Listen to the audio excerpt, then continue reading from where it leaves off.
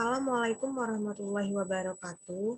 Perkenalkan, nama saya Wina Nasution, NPM 20010200039.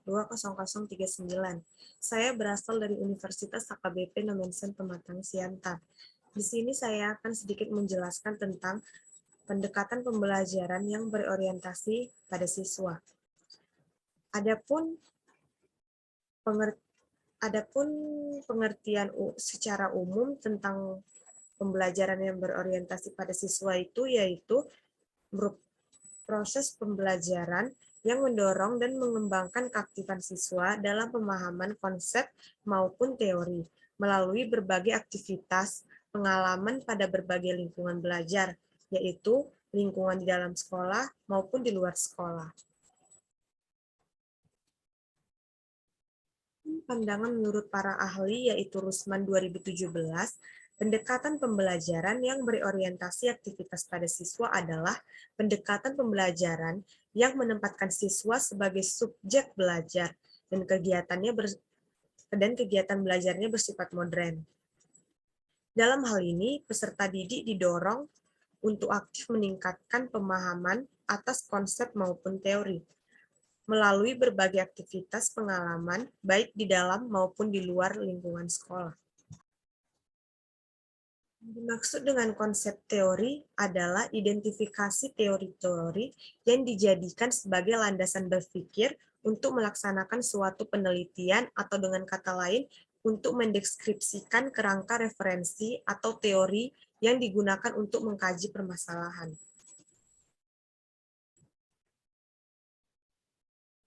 Mengacu pada teori konstruktivistik, peningkatan pemahaman peserta didik terhadap konsep atau teori tertentu dapat dilakukan melalui pendekatan pembelajaran dengan karakteristiknya sebagai berikut. 1. Proses pembelajaran berpusat pada peserta didik, sehingga peserta didik diberikan peluang untuk aktif dalam proses pembelajaran. Yang kedua, proses pembelajaran merupakan proses integrasi pengetahuan dengan pengetahuan yang baru dengan pengetahuan yang lama yang dimiliki peserta didik. Yang ketiga, berbagai pandangan yang berbeda di antara peserta didik dihargai dan sebagai tradisi dalam proses pembelajaran. Yang keempat, peserta didik didorong untuk menemukan berbagai kemungkinan dan mensintesiskan secara terintegrasi. Yang kelima, proses pembelajaran berbasis masalah dalam rangka mendorong peserta didik dalam proses pencarian yang telah dialami. Yang keenam, proses pembelajaran mendorong terjadinya kooperatif dan kompetitif di kalangan peserta didik secara aktif, kreatif, inovatif, dan menyenangkan. Yang ketujuh, proses pembelajaran dilakukan secara konseptual, yaitu peserta didik diharapkan ke dalam pengalaman nyata.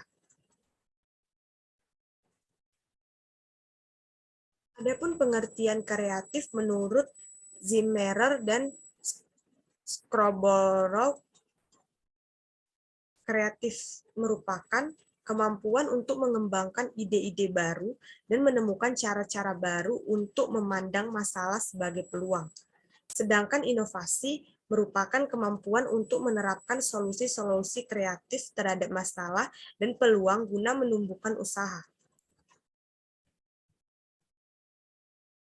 Adapun karakteristik pembelajaran aktif menurut Bonwell yang dikutip oleh Umi Mahmuda dan Abdul Wahab Roshidi pada tahun 2016 di halaman 74. Karakteristik pembelajaran aktif ialah 1. Proses pembelajaran bukan pada penyampaian informasi oleh pengajar pada pengembangan keterampilan pemikiran, analitis, dan kritis terhadap topik atau permasalahan yang dibahas. Yang dimaksud dengan pemikiran analitis itu yaitu suatu hal yang sangat diperlukan terutama dalam memecahkan suatu masalah. Namun diperlukan teknik dan kerangka kerja yang sistematis untuk mempercepat penemuan solusi terhadap masalah tersebut. Sedangkan analitis adalah proses yang dilakukan secara hati-hati dengan membagi-bagi masalah yang melalui aplikasi teknis, analisis, dan penerapan pengetahuan yang tepat. Sebagai contoh, analisis fakta membutuhkan pembuktian hipotesa. Kemampuan berpikir kritis itu suatu proses berpikir yang melibatkan operasi mental sebagai induksi, deduksi, klasifikasi, dan penalaran. Yang kedua, siswa tidak hanya mendengarkan pelajaran secara pasif, tetapi mengerjakan sesuatu yang berkaitan dengan pelajaran. Yang ketiga, pembelajaran ditekankan pada eksplorasi nilai-nilai dan sikap-sikap yang berkenan dengan materi pembelajaran. Yang keempat, siswa lebih banyak dituntut berpikir kritis, menganalisis, dan melakukan evaluasi.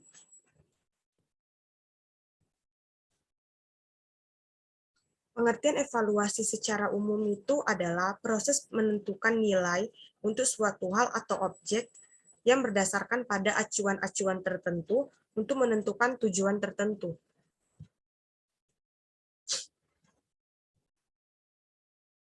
Yang kelima, umpan balik yang lebih cepat akan terjadi pada proses pembelajaran. Adapun pandangan Hamalik pada tahun 2009 di halaman 197. Aktivitas yang diberikan kepada peserta didik dalam proses pembelajaran harus sesuai dengan tujuan pembelajaran, yaitu untuk mengembangkan seluruh potensi yang ada di dalam diri peserta didik, baik itu potensi intelektual atau kognitif, maupun potensi sikap atau afektif, dan keterampilan atau psikomotorik.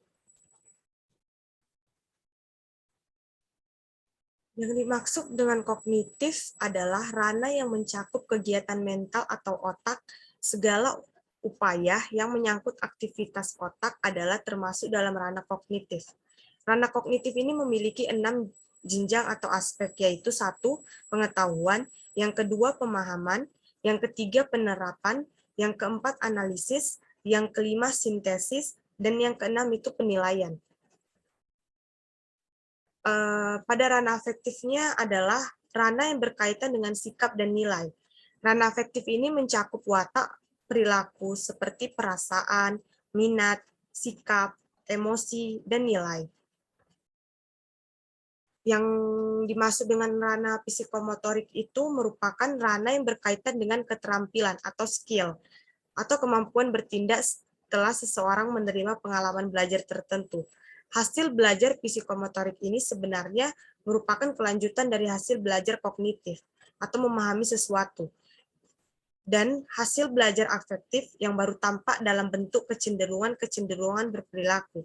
Ranah psikomotorik ini adalah berhubungan dengan aktivitas fisik, misalnya lari, melompat, melukis, menari, memukul, dan sebagainya.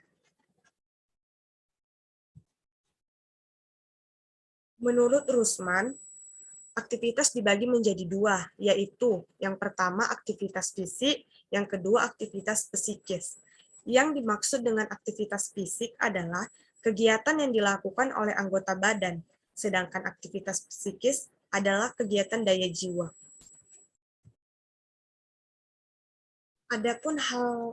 Adapun tekanan penting pada pembelajaran berorientasi pada aktivitas siswa, yaitu 1.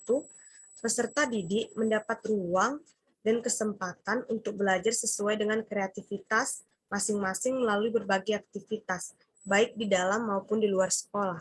Yang kedua, aktivitas belajar peserta didik harus meliputi aktivitas fisik dan aktivitas psikis, sehingga pembelajaran diarahkan bukan hanya untuk membangun ranah intelektual peserta didik saja, namun juga ranah afektif dan ranah psikomotoriknya.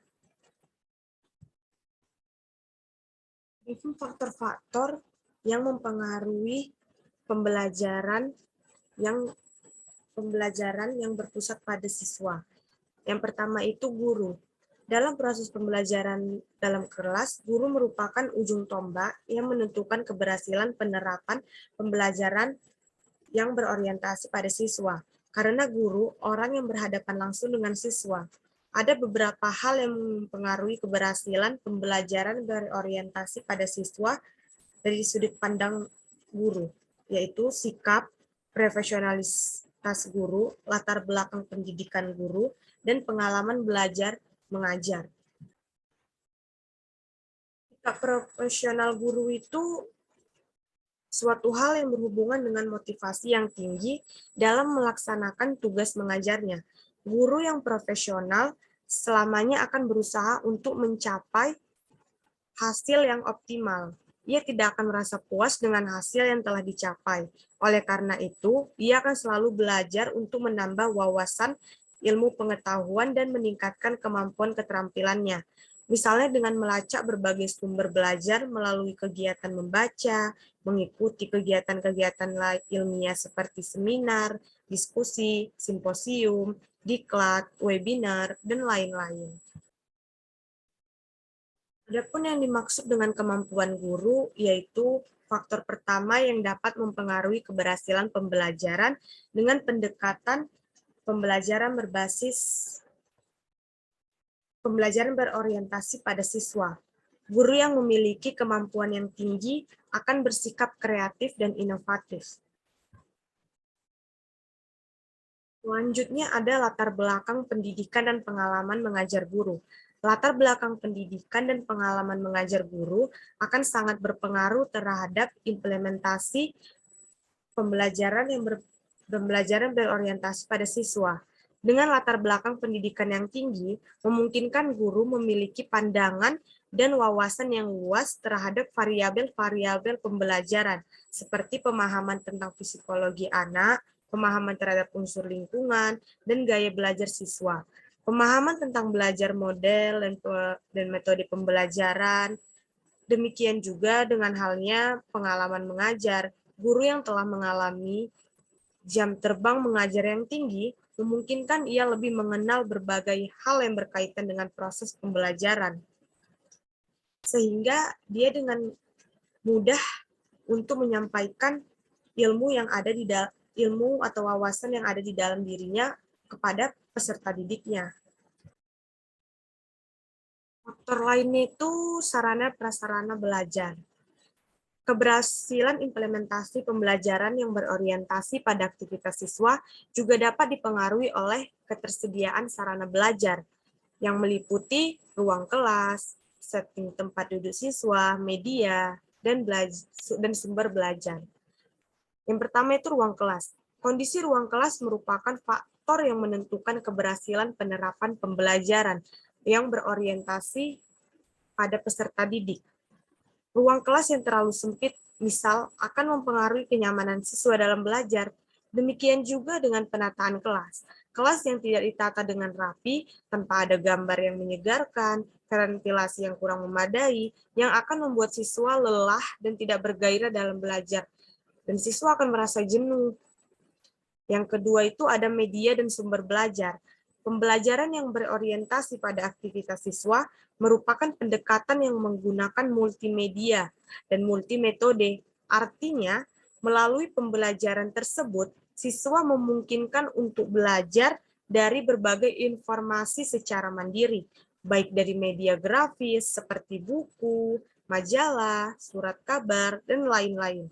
Dari media elektronik, seperti radio, televisi, video, komputer, dan sebagainya. Oleh karena itu, keberhasilan penerapan pembelajaran ini akan sangat dipengaruhi oleh ketersediaan dan pemanfaatan media dari sumber belajar. Faktor selanjutnya itu yaitu lingkungan belajar. Lingkungan belajar merupakan faktor lain yang dapat mempengaruhi keberhasilan pembelajaran yang berorientasi pada siswa. Ada dua hal yang termasuk ke dalam faktor lingkungan belajar, yaitu lingkungan fisik dan lingkungan psikologis. Lingkungan fisik itu meliputi keadaan dan kondisi sekolah. Misalnya, jumlah kelas, laboratorium, perpustakaan, kantin, kamar kecil yang tersedia pada sekolah itu, serta di mana lokasi sekolah itu berada. Apabila sekolah terletak di dekat terminal atau pasar yang bising, tentu akan mempengaruhi kenyamanan anak dalam belajar. lingkungan psikologisnya itu diantaranya iklim sosial yang ada di lingkungan sekolah itu. Sebagai contoh, keharmonisan hubungan antara guru dengan kepala sekolah, termasuk keharmonisan pihak sekolah dengan orang tua. Pembelajaran yang berorientasi pada siswa merupakan pendekatan pembelajaran yang memerlukan usaha dari setiap orang yang terlibat. Oleh karena itu, mungkin pembelajaran tersebut dapat diimplementasikan dengan sempurna manakala tidak terjadi hubungan yang baik antara semua pihak yang terlibat. Proses pembelajaran yang berorientasi pada siswa ini akan berjalan dengan baik jika hubungan-hubungan tersebut juga berjalan dengan baik. Baiklah, sekianlah penjelasan singkat dari saya tentang proses pembelajaran yang berorientasi pada siswa. Sekian dari saya, terima kasih. Wassalamualaikum warahmatullahi wabarakatuh.